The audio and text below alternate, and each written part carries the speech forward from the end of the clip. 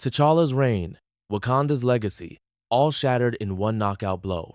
The heir, the future Black Panther, wasn't who we expected. He wasn't T'Challa's son. He wasn't even Wakandan. Stay with me as we break down this story. Before we enter Wakanda, a heads up, Wakandan lore is vast.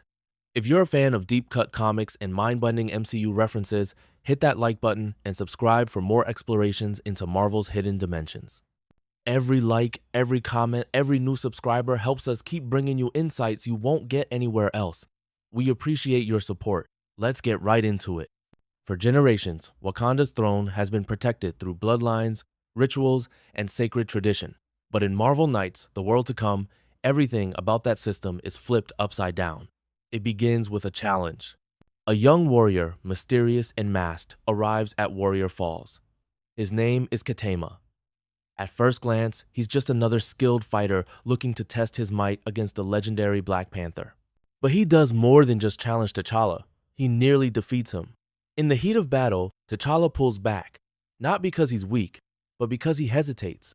He sees something in Ketema, and that moment of mercy becomes his downfall. T'Challa takes a brutal strike. He survives, but he's wounded in more ways than one. The shock comes when the mask is removed. The warrior isn't Wakandan.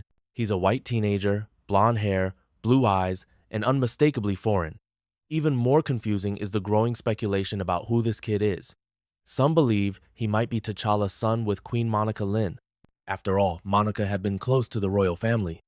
But that theory crumbles quickly. The truth is way more explosive. In issue number 2 of Marvel Knights, The World to Come, T'Challa yields the throne, but not because he lost in combat. He steps down to protect Everett Ross's life. Ross, T'Challa's old friend and liaison from the United States, suddenly finds himself at the center of this political hurricane. As the pieces fall into place, Ross stares at Ketema and mutters, "Why does that kid look like me?" And just like that, everything changes. Ketema is Everett Ross's son, a child he believed died long ago during a global race war. Ross and his wife Noelle were caught in the chaos and presumed dead. T'Challa found their orphan child and adopted him, raising him in Wakanda. But over time, that boy grew into something else. Something darker. This wasn't just a child given shelter. Ketema was taught Wakandan traditions. He studied history, trained like a royal warrior, and developed a cold, calculated sense of purpose. He didn't just want to honor Wakanda, he wanted to rule it. What makes this twist so heavy is the web of tragedies that led to it. T'Challa lost Storm, his great love, and most trusted ally. He lost Queen Monica through a heartbreaking miscarriage. His royal line was shattered. With no biological heir, he clung to Ketema as his last chance to pass on a legacy. But even that was destined to fall apart, and it didn't stop there. Nakia, once a loyal protector of Wakanda, was warped by Mephisto's manipulations.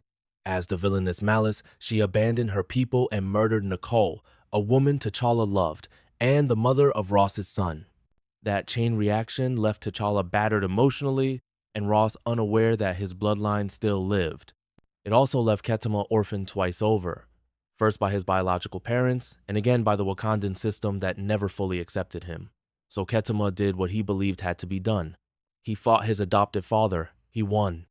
And in doing so, he took a throne meant to be protected by centuries of heritage. For the first time in Wakandan history, the Black Panther was not a native son. The kingdom belonged to an outsider. A foreign-born child, raised among vibranium and war dogs, now sat on the throne of the most powerful African nation in the Marvel universe. But here's the real question. Did he earn it? From a legal perspective, the challenge was valid. Ritual combat was held. The throne was yielded. But the symbolism of it all, Ketema has no Wakandan blood, no ancestral ties to Bast, no connection to the spiritual roots of the Panther lineage. And yet his upbringing, training, and strategy proved he was more than just an outsider with ambition. He was molded by Wakanda itself, raised on its values, taught by its king. That made his victory feel both legitimate and deeply unsettling. Marvel has used this storyline to spark major conversations about heritage, power, and belonging. It challenges readers to consider what makes someone truly Wakandan.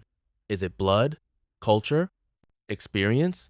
Or is it the choices they make? Ketema may have been born an American, but he fought like a Wakandan warrior. Still, Many in the kingdom question his motives and what comes next. T'Challa, now dethroned, must deal with the heartbreak of betrayal, not just from an adopted son, but from a nation that accepted this transition without resistance. Is Wakanda truly safe in Ketema's hands, or is this just the beginning of a long fall from grace? And what about Everett Ross? The man who once stood beside T'Challa as an ally is now the father of the king. Ross never even knew he had a son still alive. His child was raised by the Black Panther, trained as a weapon, and then handed the power of a nation. It's a gut punch Ross never saw coming. And it leaves his future role in Wakanda's politics dangerously unclear. This isn't the first time Marvel has shaken up Wakanda's power structure. In the past, characters like Shuri, Killmonger, and even Namor have challenged the throne. But Ketema's rise cuts deeper. He's not just a new king, he's a living symbol of the fractured relationships between Wakanda and the outside world. A reminder that legacy, no matter how well guarded, can always be rewritten. So, where does this story go from here?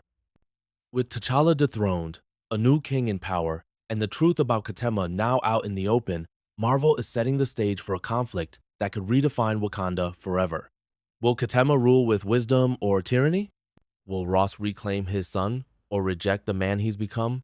And can T'Challa ever reclaim the mantle he once wore with pride? Whatever happens next, one thing is clear. The world of Wakanda will never be the same again.